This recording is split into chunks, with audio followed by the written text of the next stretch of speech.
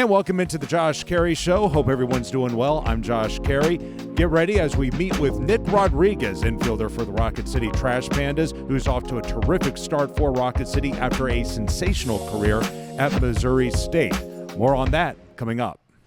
And welcome into another edition of the Josh Caray Show. I'm Josh Caray, and I'm happy to have with me one of the infielders for the Rocket City Trash Pandas, one of the newest players for the Rocket City Trash Pandas. That's Nick Rodriguez. And Nick, thanks for taking the time to be with us. Yeah, no, thank you. Excited to be on. So you're new to the Rocket City.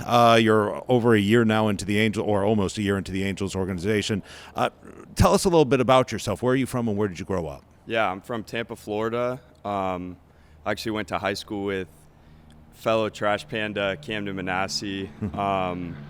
I went to Charleston Southern my freshman year of college, and then I transferred to Missouri State and spent the last 3 years there before getting drafted by the Angels. Let's start with your childhood a little bit.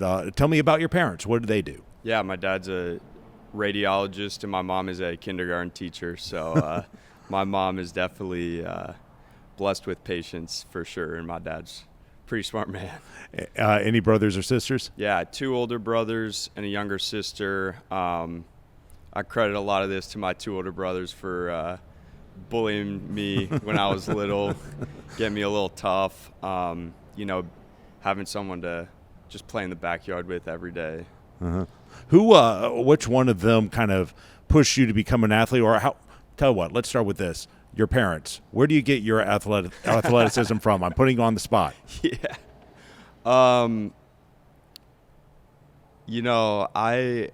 I don't know the answer to that. Oh, okay. It's a good cop-out, but both my parents really never played sports. And I guess pretty much from a young age, my dad just threw us in every sport and was like, I want you to just kind of be active, go play sports, have fun.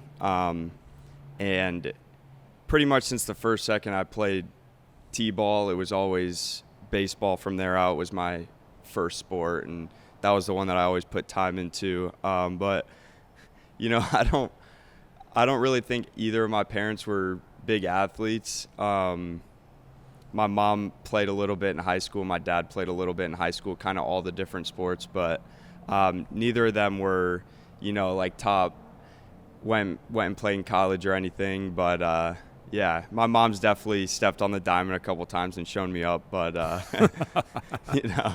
both of them, I mean, they've done so much for my baseball career and everything that I'm grateful for that.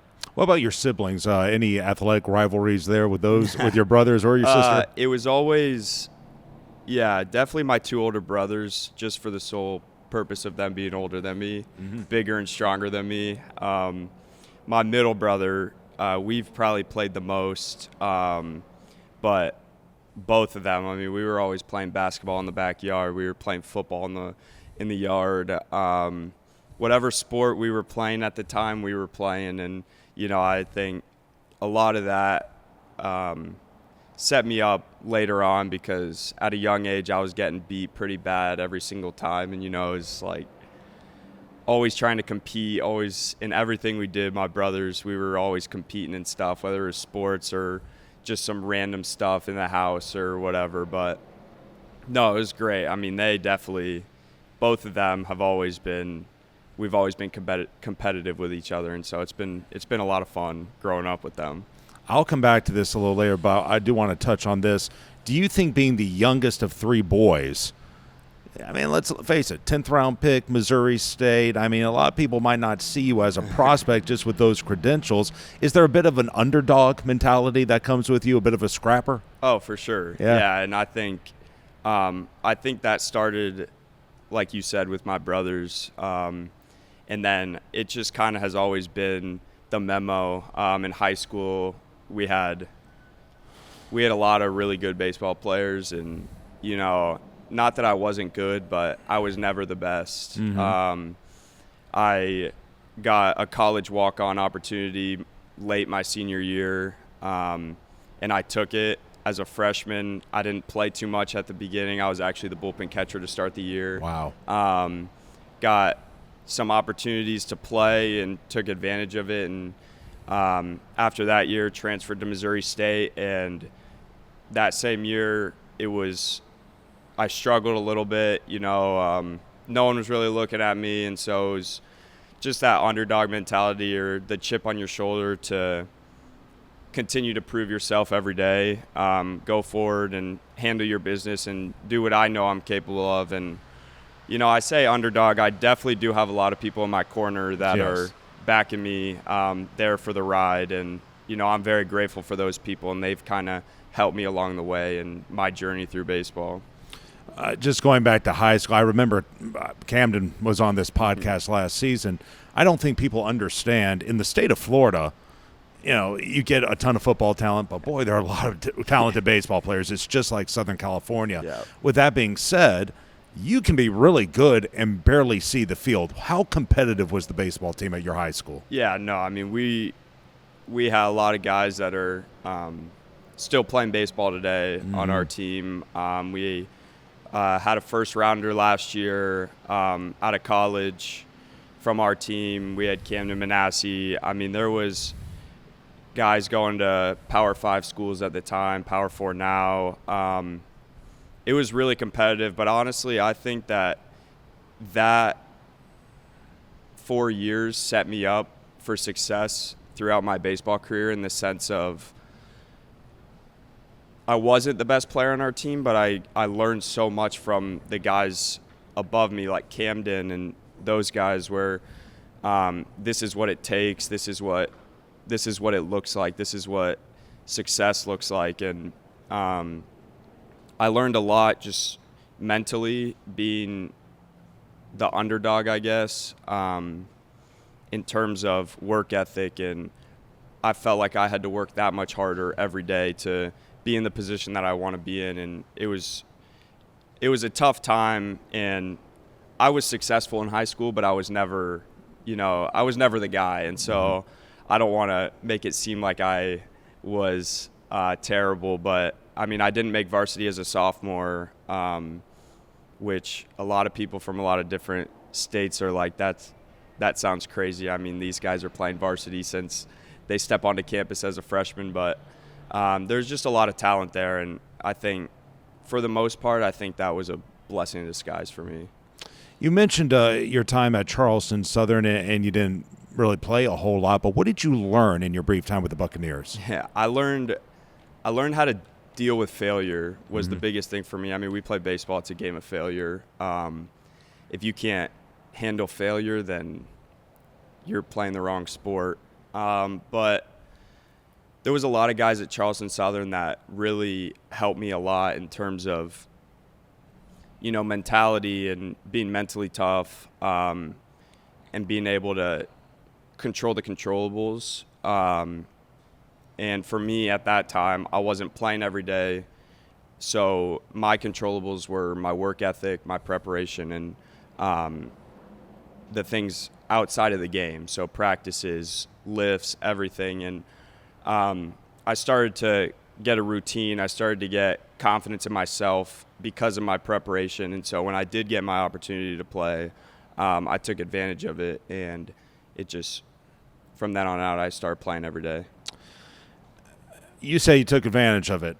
Guys, I'm going to read y'all some stuff. I printed off your little bio here on the media guide. And I'll get back to Missouri State in just a moment. But I want to read everyone what Nick did here in his time with Missouri State. You finished among the program career leaders in hits, home runs, RBI, runs, walks, extra base hits. You started all 168 games in your 3-year career.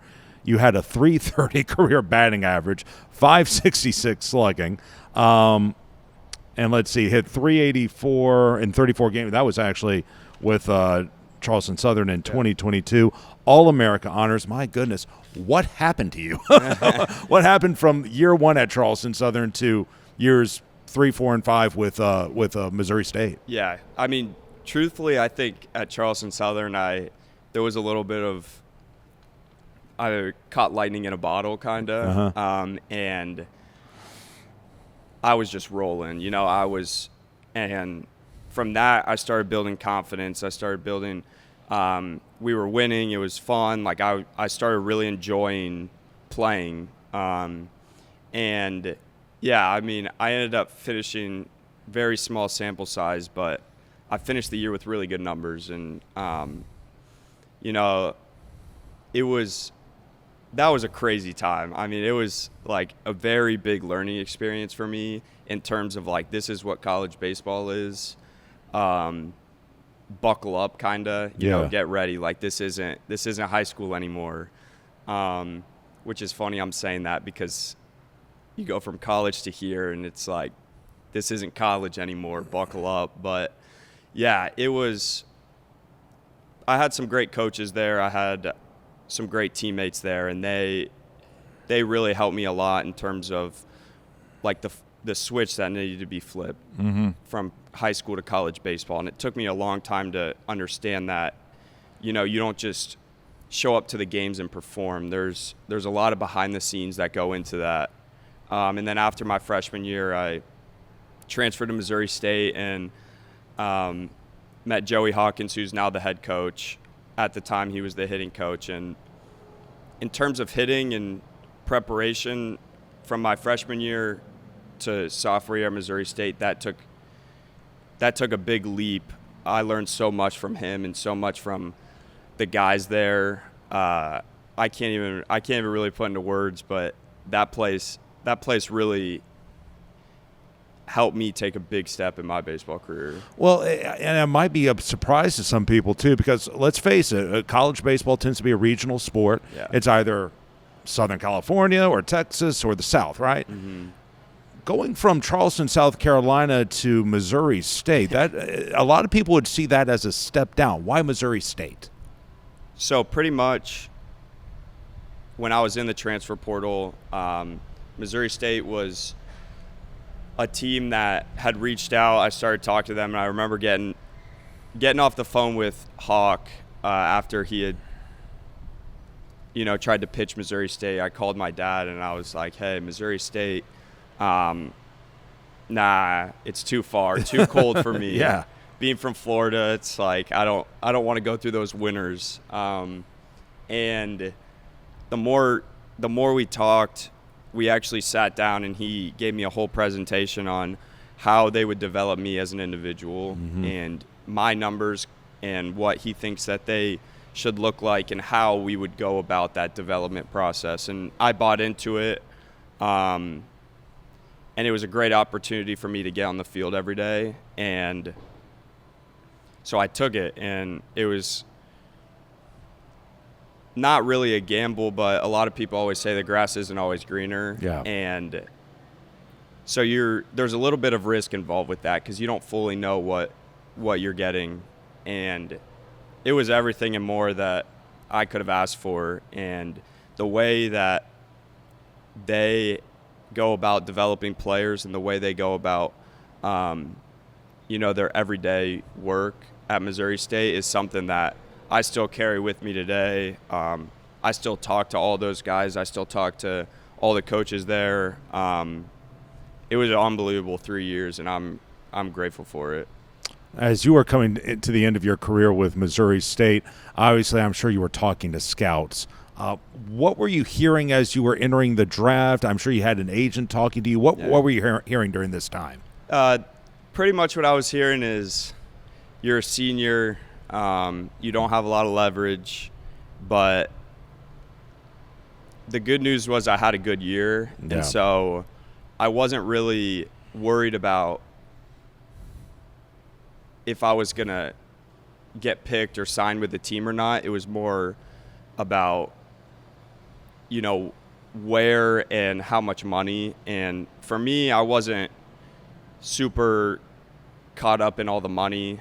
A lot of people can be, and I mean, let's face it, there's a lot of money that does get thrown around there, but there was only so much I can do in that. And that was, for me, that was an uncontrollable that, you know, I didn't let consume me. And so it was just, honestly, there was a lot of teams trying to save money later in the draft to give guys more money, which is just the way it works. You know, there was nothing I could do about that, regardless of how good or bad I played. You know, I was a senior. I didn't have another year of eligibility left, and so that's kind of was. But I mean, it definitely was a little bit of a stressful time. You know, it was figuring out what's going to happen next, where I'm going to end up, and you know, being in Florida, half the teams are in Florida, half the teams are in Arizona, and so just all of that, a lot of moving parts and a lot of unknown, I guess, going into it. But I mean, it ended up working out, and I've been loving it so far with the Angels. The 10th round, was that about where you thought you would be picked? I think that for the most part, yes. Yeah. I think probably in the middle rounds. But at the same time, like, you never know what could happen. You know, you could not get picked at all. You could get picked super early. You know, so there was a lot of sitting and waiting around, you know, for the opportunity to come. The Angels, had they spoken to you at all, or were you surprised to be picked by them, or did you think someone else was going to knock on your door? I actually talked to the Angels a lot during the time before the draft. I also went to one of their like pre-draft workouts up in Chicago, and I had a good relationship with the area scout in my area. He was a great guy. Loved talking to him. And yeah, I went to the pre-draft workout, met some of the higher-ups, and I guess did well enough to get picked by the Angels. Yeah. Okay. So 1 year, obviously Inland Empire, low-A ball. How did that compare? And by the way, for first year of low-A, 281, a homer, 13 RBI, 396 OPS. How would you compare low-A ball to what you experienced in the Missouri Valley? Yeah, it was different. Guys threw much harder consistently. But at the end of the day, you know, it's still the same game that I've been playing since I was a little kid. And that's one piece of advice that I got is, like, don't make the game bigger than it is. You know, obviously as the levels go up, the talent's going to get better all around. Yeah. You're going to face better arms. You're going to face better players. And, like, the higher you go up, the higher the stakes get. And obviously the goal is the big leagues, but like, I'm really trying to focus on being where your feet are and just making the most of the opportunity that I'm given. And, you know, I had the opportunity to come to WAAY this year, which is amazing, and I'm grateful for it. But it's hard to not make the game bigger than it is, you know? And so I've been working on just trying to stay calm, be where my feet are, and make the most of every opportunity that's given to me. And so just continue to do that every day. If a 14, 15, or 16-year-old came up to you looking for advice, want to be a ball player, and they're being offered by the Missouri States, the Charleston Southerns, the non-LSUs, the non-Miamis, right? What would you tell them? Yeah, I think what I just said, you know, it's be where your feet are. Yeah. You know, you're not always going to be the man everywhere you go, but there's a lot of things that you can control, and for me, that's your work ethic, that's your preparation, that's your confidence. You have to believe in yourself before anyone else can believe in you. Mm-hmm. And I think believing in yourself is the most important thing, especially in a game like this where you fail so often. You have to have almost a fake sense of belief in yourself, even when you're not confident. Mm-hmm. Someone told me one time when I was in college, we were talking about confidence, and it's impossible to always have confidence. He told me a story about a UFC fighter who was walking out, and he wasn't confident, but his main goal in that walkout was to make it look like he was confident. Yeah. And so almost fake it till you make it. And that kind of starts giving yourself some more confidence, and then you start performing, and then, you know, it kind of rolls. But yeah, just enjoy it. Believe in yourself. You never know what could happen, you know. Just keep working and see where it takes you. Just a couple more questions before I let you go. Is there anyone you model your game after? I guess my favorite player growing up was always Buster Posey. Okay. I was a catcher, and so he went to Florida State. He was one of the best players ever at Florida State, and went to the Giants, won a bunch of World Series. But there was never anyone that I wanted to be, which I guess in a sense that could have been a good thing, because it was always I wanted to be my own self, you know. But right now, Corey Seager's a great, left-handed hitting middle infielder and stuff. There's guys I watch, guys I love watching play the game. But yeah, I guess Buster Posey. Last question before I let you go. As I say with anyone here, hope you go on to a 20-year big league career and don't have to work another day when it's all over. But when your career does end, and it will one day, what could you see yourself doing? I guess my mom always, regardless of what I say, my mom thinks I'm going to get into coaching. I think I might give it a shot. We'll see. I love baseball.